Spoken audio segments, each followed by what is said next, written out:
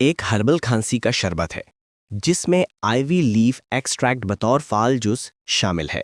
ये कुदरती तौर पर बलगम को पतला करता है, गले की जलन कम करता है, सीने की बंदिश को खोलता है, खांसी को आराम देता है और सांस लेने में आसानी पैदा करता है। इसमें कोई अल्कोहल शामिल नहीं, जिसकी वजह से ये बच्चों और बड़ों दोनों के लिए महफूज समझा जाता है। तरीका इस्तेमाल: बड़ों के लिए 1 चाय का चम्मच, दिन में 2 से 3 बार। बच्चों के लिए उम्र के हिसाब से कम मिकदार, डॉक्टर के मशवरे से इस्तेमाल करें। मजीद इस तरह वीडियोस देखने के लिए हमारे channel health care pharmacy subscribe करें। शुक्रिया।